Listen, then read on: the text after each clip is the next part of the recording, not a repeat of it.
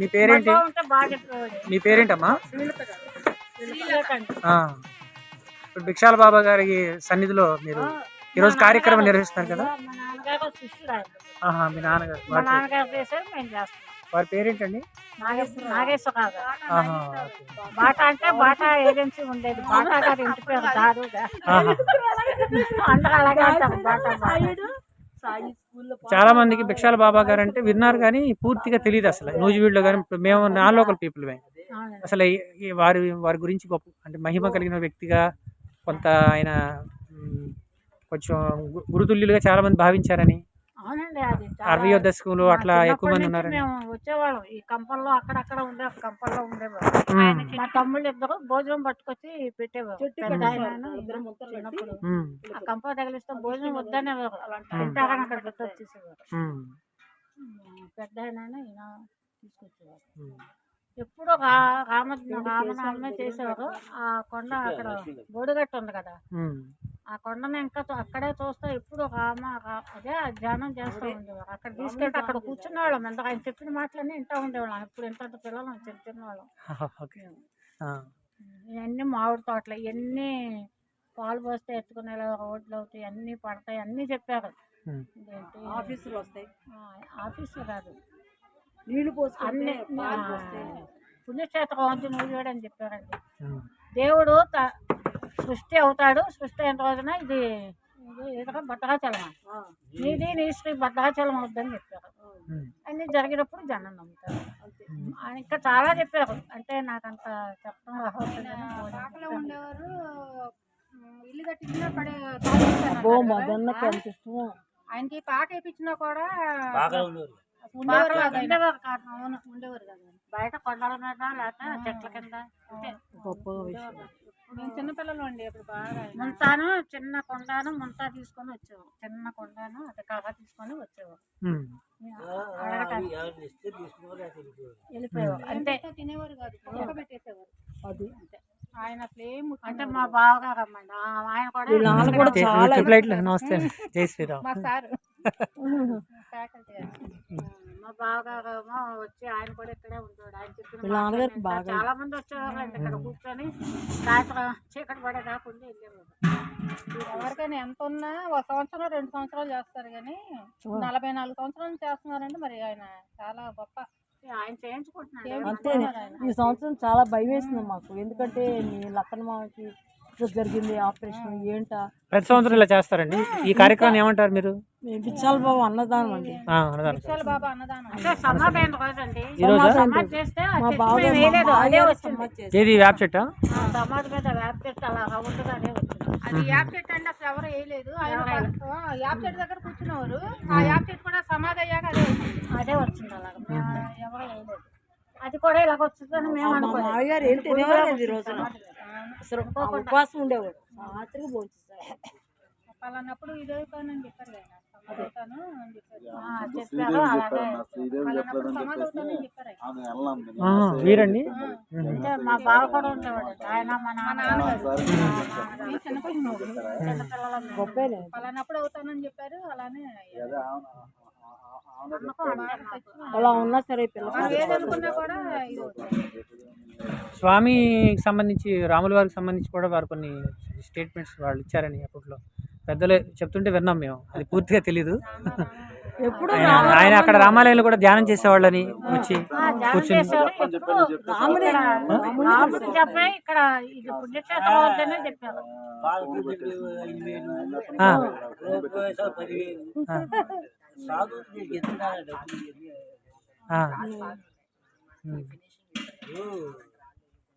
చెట్లు నాటితే 10,000, ఆయనతో చెట్లు నాటిస్తే 10,000 జిల్లునోడు బాబా గారు ఎవరో వచ్చారు చెట్లు నాటుతారు. నమ్మ చెట్లు మా బాబాయ్ మావయ్య గారు తీసుకొచ్చారు. 10,000 ఏం చేసుకున్నారా ఈ 10,000? సాధువులకి దేవుడు కనిపడేవాడికి ఇవన్నీ ఎందుకు డబ్బులు ఎందుకు? కరెక్ట్, భగవంతుడు కనిపించేవాడండి. ఆయనేమో పక్కన ఆయనేమో ఆయన మా నాన్నగారు మహారాష్ట్ర నుంచి ఆయన గురువు గారు లక్కన్లాల్. ఆయన పేరేంటి? లక్కన్లాల్ ఆయన పేరు. అది కుడి చేతి వైపు ఉన్న బ్లాక్ అండ్ వైట్ ఫోటో. ఆయన పేరు చివర ఉన్నది గుడ్డ పడింది. అదే పేరు మా తమ్ముడు గుడ్డ సరిగ్గా లక్కన్లాల్ సూర్య. వీళ్ళు నలుగురు ఆడపిల్లలు అయితే లేటుగా అబ్బాయి పుట్టాడు. అందుకని ఆయన్ని మగపిల్లాడు పుట్టాడు, నమ్ముకున్న తర్వాత పలానా పేరు నీకు పెట్టి పెడతాడు ఆయన కనిపించదు కదా లక్కలా సూర్యోమ్మ అని చాలా పెట్టాడు. మంది కొట్లోళ్ళు వచ్చేవారు బావగారు అదే పేరు. నూజోళ్ళ కొట్లోళ్ళంతా వచ్చి కూర్చున్నారు ఆయన మాట్లాడతారు. పక్కన ఆయన మాట్లాడటానికి వచ్చేవారు. మా చిన్నప్పుడు అప్పుడు అంతా చిన్నపిల్లలు బాగా. ప్రతి సంవత్సరం మార్చి 2 అండి ఫిక్స్డ్ డేట్. అంతే ఆ రోజు అన్నదానం చేస్తాం. ఇంకా పెద్ద మా కార్యక్రమాలు ఆయనే చేయించుకోవాలనుకుంటున్నాం. పంచడం కూడా కష్టమైపోయింది. ఒక మనిషి పాపం ఎప్పుడు ముగ్గురు మంచివాళ్ళు, నేను మా వదిన ఈయన. ఈ సంవత్సరం నాకు సిక్ అయింది, బాగాలేదు, మా వదిన రాలేదు.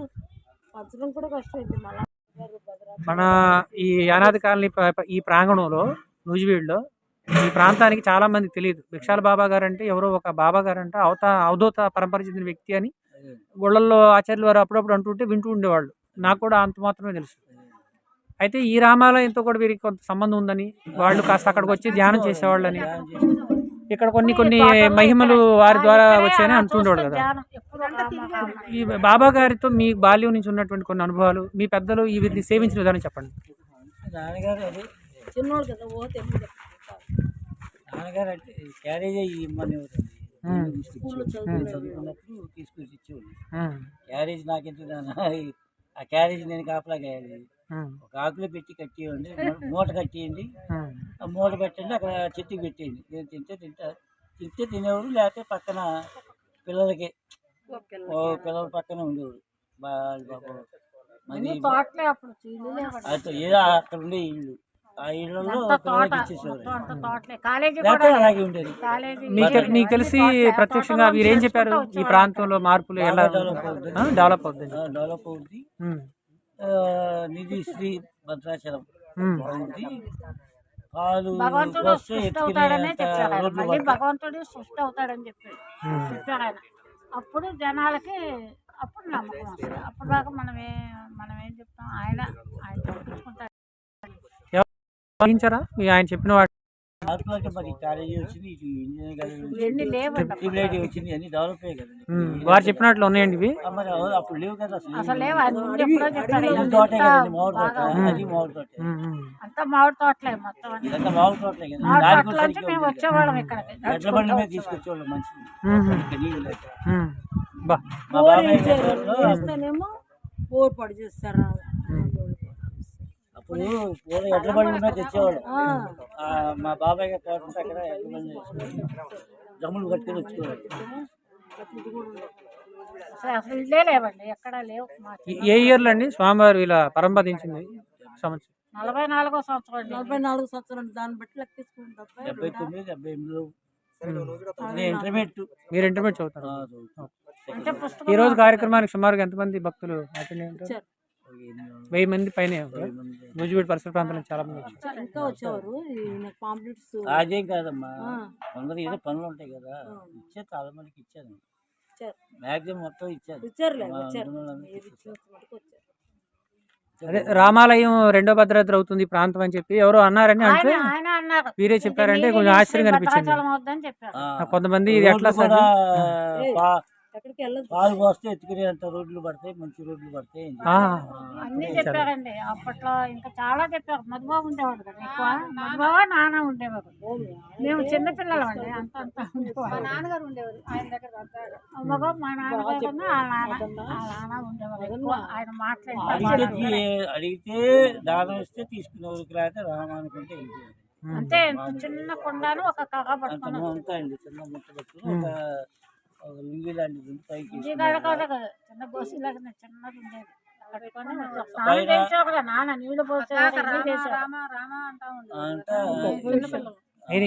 రాములు వారి భక్తుల స్వామి భక్తులు. మీరు ఎక్కడి నుంచి వచ్చారు అసలు? ఇక్కడి నుంచా లేదా వేరే ప్రాంతం నుంచి వచ్చారా? మీకు తెలియదా? మా నాన్నగారు ఆయన ఎక్కడి నుంచి వచ్చారని అడుగుతున్నారు. అయితే ఇక్కడైతే ఆరిజిన్ కా ఎక్కడి నుంచి వచ్చారు? ఇక్కడే ఉండేవారు. తోటల్లో ఇక్కడే ఉండేవారు. అన్ని తోటలే తోటల్లో ఉండేవారు. మా తాతగారికి మరి ఎలా పరిచయం తెలియదు. నాన్నగారికి ఎలా పరిచయం? వస్తే కొట్టుకాడికి వచ్చేవారు, కూర్చునేవారు, మాట్లాడేది. ఈ కార్యక్రమాన్ని ఇంత గొప్పగా నిర్వహించి భక్తులందరినీ ఇక్కడికి ఆహ్వానించి భిక్షాల బాబా గారి యొక్క వారి సమాధి వద్ద వారిని ప్రతి సంవత్సరం ఇట్లాగే మరిన్ని కార్యక్రమాలు జరపాలని భక్త కోటి అందరూ కలవాలని అందరూ ఆశించినట్లుగా ఈ ప్రాంతం అంతా అపర భద్రాద్రిగా రాబోయే రోజుల్లో వస్తూ వారి యొక్క మాటలు నిజమవుతాయని ఆశిస్తూ స్వామివారి అనుగ్రహం అందరూ పొందాలని అందరూ కూడా ఉండాలని కోరుకుంటున్నాం. ఆయన ఏమైనా ఒకటే నిద్రపోయేవాళ్ళు లేచి వస్తారు నాన్న అనేవారు. నిద్రపోయేవాళ్ళు కూడా సృష్టి అవుతాడు భగవంతుడు అని చెప్పేవారు. నిద్రపోయేవాళ్ళు కూడా లేచి వస్తారు. అది ఎప్పుడు దొరుకుతుందో మనకు కూడా ఇలాగ వస్తుంది. మాకు అనుకోవాలి నా కొడుకులాగా సమాజం ఏవి లేవండి. అసలు ఈ కాలేజీ దాకా ఇల్లు వేసుకున్నారు వాళ్ళని చెప్పేసి వదిలేసి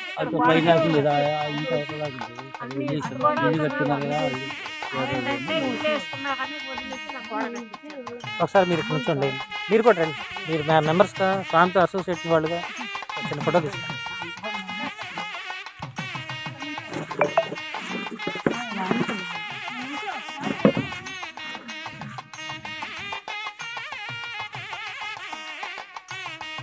కొంచెం ఆయన ఫోటోలు కనపడేలాగా మీరు హ్యాపీగా